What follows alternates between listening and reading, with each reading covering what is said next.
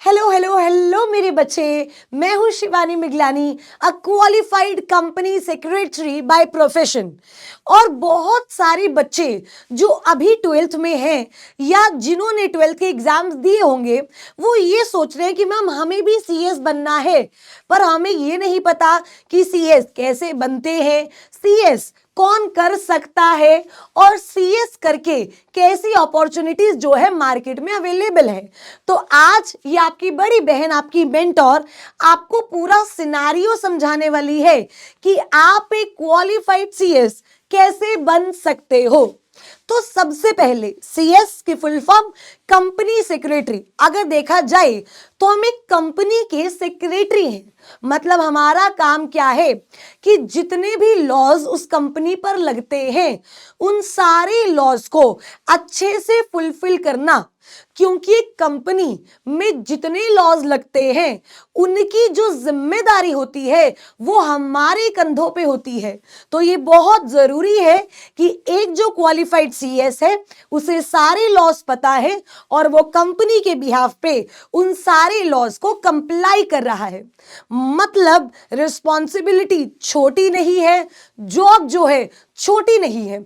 इसीलिए आप देखते हो कि आज के टाइम पे अब प्रोफेशन लाइक सीएस बहुत ज्यादा बूम कर रहा है। सीएस की मार्केट में बहुत ज्यादा डिमांड है और अच्छी जॉब अपॉर्चुनिटीज मार्केट में आप लोगों का वेट कर रही है। तो सबसे पहले क्या फ्यूचर सिक्योर है? The answer is yes. अगर आप सीएस बन जाते हो तो आपका फ्यूचर एकदम सिक्योर है मेरे बच्चे, क्योंकि डिमांड जित टाइप की जो इकोनॉमी है, जिस टाइप के लॉज आ रहे हैं, डिमांड आगे बढ़ेगी ही बढ़ेगी। दूसरा सवाल, मैम सीएस में पढ़ना क्या पड़ता है ये तो बताओ। तो मेरे बच्चे सीएस का जो बैकबोन है ना वो है लॉ। आप इसमें सब तरीके के लॉज पढ़ते हो। कंपनी रिलेटेड लॉज इसमें आते हैं, क्रिमिनल लॉज इसमें आते हैं, सिक्योरिटी मार्केट से रिलेटेड लॉज इसमें आते हैं, टैक्स लॉज इसमें आते हैं, इसमें लेबर लॉज आपको कराए जाते हैं, एक्सटर्नल लॉज आपको कराए जाते हैं, इकोनॉमिक लॉज आपको कराए जाते हैं, और साथ ही साथ इसमें आपको अकाउंटिंग की नॉलेज भी प्रोवाइड की जाती है। तो मतलब क्या है, एक कंप्लीट पैकेज है। तो जिस भी बच्चे को लॉ में थोड़ा इंटरेस्ट है, उसे इंटरेस्ट है कि बिजनेस होते कैसे हैं, कि सिक्योरिटीज जो होती हैं, सिक्योरिटीज मार्केट में कैसे लिस्ट होती हैं, कंपनी करती क्या है, कंपनी के शेयर्स में ट्रेडिंग कैसे होती है मेरे बच्चे। सो ये जो सीएस प्रोफेशन है ये आप लोगों के लिए है। तो कोई भी बच्चा जिसकी लॉ में नॉलेज है वो सीएस बिल्कुल इजीली जो है कर सकता है, या लॉ में इंटरेस्ट है। चाहे आप आर्ट्स बैकग्राउंड से हो, चाहे आप साइंस से हो, चाहे आप कॉमर्स से हो, कोई भी स्टूडेंट, यूजुअली हमें डाउट रहता है कि कौन सा बच्चा सीएस कर सकता है, बट यूजुअली कोई भी स्टूडेंट जो है मेरे बच्चे वो सीएस में अपने आप को एनरोल करा सकता है। अब सीएस के यूजुअली 3 स्टेजेस होते हैं, ठीक है। सबसे पहला स्टेज जो है CSEET, जिसे हम बोलते हैं company secretary executive entrance test. मतलब ये एग्जीक्यूटिव का एंट्रेंस टेस्ट है and this is a first stage. जो सेकंड स्टेज, जो कंपैरेटिवली इन तीनों में से मुश्किल स्टेज, मुश्किल नहीं मैं बोलूंगी, थोड़ी सी कॉम्प्लेक्स एंड हाईली नॉलेजेबल जो आपका स्टेज है वो है मेरे बच्चे सीएस एग्जीक्यूटिव। और जो आपकी इसमें थर्ड स्टेज होती है that is CS professional. Third stage कौन सी होती है मेरे बच्चे? CS professional. और अब मेरी बात बहुत ध्यान से सुनना, सीएस एग्जीक्यूटिव में एनरोलमेंट आप या तो 12th में हो तब करा सकते हो, प्रोवाइडेड आपके पास 12th का जो है कार्ड हो, या तो आफ्टर 12th आप इसे करवा सकते हो। इसमें मेरे बच्चे कॉलेज में रजिस्ट्रेशन, तो आप मेरे बच्चे 12th में हैं, आपका एडमिट कार्ड आ गया है, तो भी आप लोग CSEET में रजिस्ट्रेशन करा सकते हैं, और अपनी ग्रेजुएशन में भी कभी भी आप CSEET में रजिस्ट्रेशन करा सकते हैं। बट क्या मैम एग्जीक्यूटिव में जाने का एक डायरेक्ट रास्ता भी है? The answer is yes.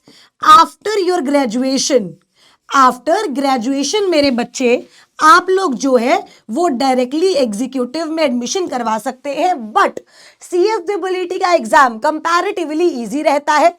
तो हम ही एडवाइस करते हैं कि आप 12वीं के बाद या फिर अगर आप फर्स्ट ईयर में भी हैं तो CSEET का एग्जाम दें, सो दैट आपकी जब ग्रेजुएशन खत्म हो उसके विद इन 1-2 साल आपकी CS कंप्लीटली ओवर हो जाए। अब बात करते हैं सब्जेक्ट्स की। रजिस CSEET में मेरे बच्चे हम लोगों के 4 सब्जेक्ट्स हैं, ठीक है, और हमारा जो पेपर है वो 3 पेपर हमारे सब्जेक्टिव है, मतलब लिखने वाले होंगे, और 1 पेपर हमारा MCQ होगा। और ये चारों के चारों पेपर हमारे ऑफलाइन मोड में होंगे। और इसमें 4 पेपर्स कौन से हैं? अकाउंट्स हो गया, लॉ हो गया, इकोनॉमिक्स हो गया और बिजनेस कम्युनिकेशन हो गया। ये 4 पेपर होंगे। पहला लेवल जो है CSEET का वो मेरे बच्चे साल में 3 बार होता है, ठीक है। एक तो जून में होगा, एक आपका अक्टूबर में होगा और एक आपका फरवरी में होगा। साल में 3 बार आपके इसके एग्जाम्स होते हैं, ठीक है जी। तो ये लेवल कंपैरेटिवली इजी रहता है। 12th का बेस जो है वो इस लेवल में आपको बहुत काम आता है। लेकिन ऑफलाइन पेपर होते हैं, 3 पेपर सब्जेक्टिव होते हैं। एक जो लॉ का पेपर है वो MCQ होता है, 400 नंबर के कंप्लीट पेपर होते हैं ये, जिसमें से इंडिविजुअली आपको 40% लाने होते हैं, मतलब हर पेपर में 40-40, और जो पूरा एग्रीगेट है वो 50 का बनना चाहिए, ठीक है। जब आप CSEET में रजिस्ट्रेशन कराते हो मेरे बच्चे, तो आपको 1 दिन का स्टूडेंट इंडक्शन प्रोग्राम भी करना पड़ता है, ये भी ऑफलाइन होता है। ICSI की काफी सारे चैप्टर्स हैं, जैसे मैं बोल सकती हूँ ICSI की काफी सारी ब्रांचेस हैं। आप उन ब्रांचेस में जाओगे 1 दिन के लिए एंड वो आपको CS से रिलेटेड काफी कुछ बताएंगे, जिससे आपको पता लगेगा कि आपका कोर्स एग्जैक्टली है क्या। अब मेरे बच्चे का CSEET हो गया। अब अगला स्टेप है CS एग्जीक्यूटिव।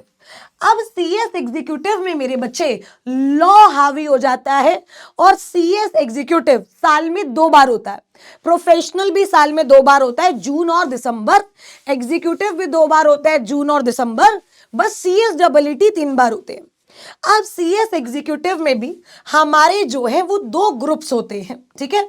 अभी आपको सब्जेक्ट्स इतने समझ नहीं आएंगे, तो मैं आपको बहुत रेयर एक बार बता देती हूँ कि रहता क्या है। CS एग्जीक्यूटिव में भी मेरे बच्चे हमारे 2 ग्रुप्स होते हैं, ग्रुप 1 और ग्रुप 2, ठीक है जी।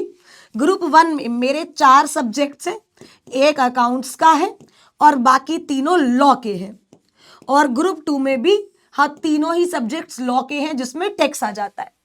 और इसमें 3 सब्जेक्ट्स हैं। ग्रुप 1 में आपके 4 सब्जेक्ट्स हैं और ग्रुप 2 में आपके 3 सब्जेक्ट्स हैं, राइट।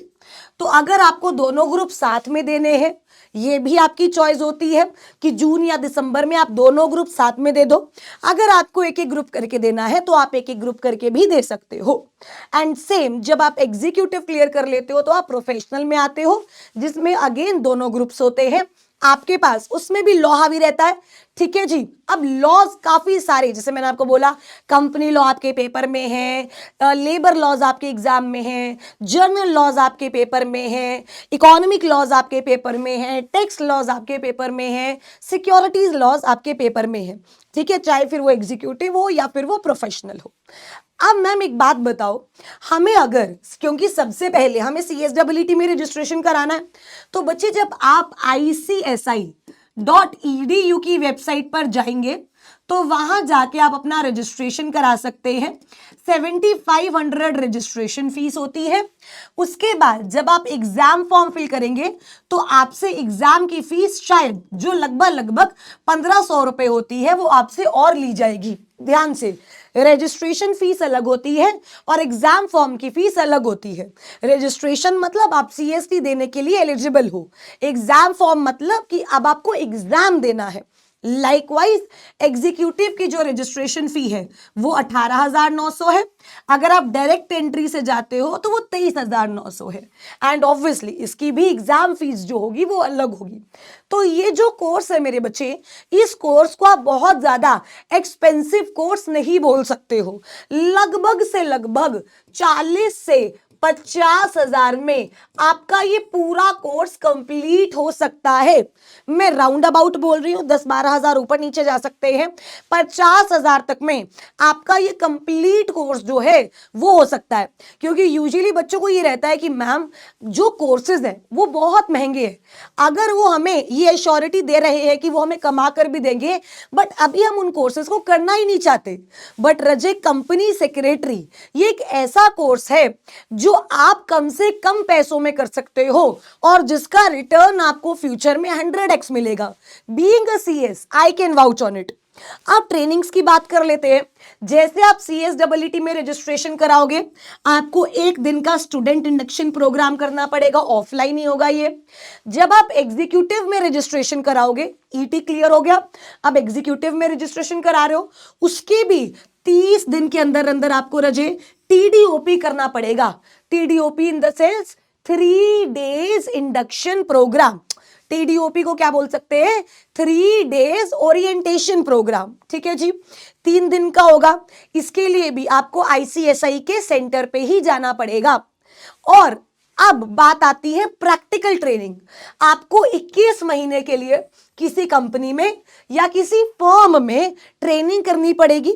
वो आप चाहो तो एग्जीक्यूटिव क्लियर होने के बाद भी कर सकते हो, चाहो तो प्रोफेशनल क्लियर होने के बाद भी कर सकते हो, लेकिन ये सही रहता है कि आप प्रोफेशनल क्लियर होने के बाद करो। आपने CSEET में रजिस्ट्रेशन कराया, ICSI.edu पे जाके रजिस्ट्रेशन फीस भर दी, 30 दिन के अंदर अंदर आप ICSI के एक चैप्टर में जाके जो भी आपके घर के पास हो, आप खुद मेल करके या कॉल करके पूछ सकते हैं। SIP अटेंड करेंगे, उसके बाद अपने एग्जाम के लिए बैठेंगे। जब आपका ईटी क्लियर हो जाएगा तो आप CS एग्जीक्यूटिव में जाएंगे, देखेंगे कि आपको एक ग्रुप देना है या 2 ग्रुप देने हैं। और जैसे आपने CS एग्जीक्यूटिव में रजिस्ट्रेशन कराया मेरे बच्चे, उसके 30 दिन के अंदर अंदर आप 3 डेज का ओरिएंटेशन प्रोग्राम अटेंड करेंगे। उसके बाद आप एग्जीक्यूटिव की एग्जाम्स देंगे, देन प्रोफेशनल की एग्जाम्स देंगे, एंड आप जो 21 महीने की प्रैक्टिकल ट्रेनिंग है वो एग्जीक्यूटिव या प्रोफेशनल के बाद कर सकते हैं। ये जो ट्रेनिंग्स है, चाहे वो SIP हो, that is student induction programme, या TDOP हो, ये आपके लिए बहुत इंपॉर्टेंट है। क्योंकि इसमें आपको आपके कोर्स के बारे में बताया जाता है, इसमें आपको ये बताया जाता है कि जो तुम कर रहे हो और उसका यूज क्या है। ठीक है जी, जब एक बच्चे ने ये सब कर लिया तो अब उसे बोल देंगे क्वालिफाइड कंपनी सेक्रेटरी। अब वो क्या बन जाएगा? Qualified company secretary. अब जैसे आप एक क्वालिफाइड कंपनी सेक्रेटरी बन गए, आपके पास 2 ऑप्शंस हैं। या तो आप किसी कंपनी में जॉब कर सकते हैं, या फिर रजे आप अपनी प्रैक्टिस कर सकते हैं, जिसे हम बोलते हैं PCS, यानी practising company secretary, right. And दोनों में आज के टाइम पे बहुत बहुत ज्यादा स्कोप है, क्योंकि लॉज बहुत कॉम्प्लेक्स होते जा रहे हैं और कंपनी की जो मैनेजमेंट है, जैसे आपने सुना होगा जिन्हें हम डायरेक्टर्स बोलते हैं, उन्हें भी ऐसे लोग चाहिए जो उनकी सच में हेल्प कर सके, जो उनकी कंपनी को पेनल्टीज से बचा सके, जो उनकी कंपनी को हर एक चीज में आगे रख सके। तो मेरे बच्चे एक ऐसा प्रोफेशन है जो कि आगे जाकर, जैसे स्टॉक मार्केट है ना, आगे जाकर बढ़ेगी ही बढ़ेगी, वैसे ही एक ऐसा प्रोफेशन है जो आगे जाकर बढ़ेगा ही बढ़ेगा। इसकी अपॉर्चुनिटीज भी वाइड होंगी ही होंगी, एंड आपके लिए भी ये प्रोफेशन एक अर्निंग पॉइंट ऑफ व्यू से और reputation of point of view से बहुत बढ़िया रहेगा। अब अगर आपको इस प्रोफेशन के बारे में कुछ और चीजें जाननी है मेरे बच्चे, तो आप कमेंट बॉक्स में जरूर से बता सकते हैं। हम आपके हर कमेंट का, आपकी हर क्वेरी का रिप्लाई करेंगे। आई होप आपको CS एज अ प्रोफेशन समझ आया हो, एंड कोई भी और क्वेरी है तो you can feel to reach out to me. Thank you so much मेरे बच्चे। Have a great great great day ahead and all the best.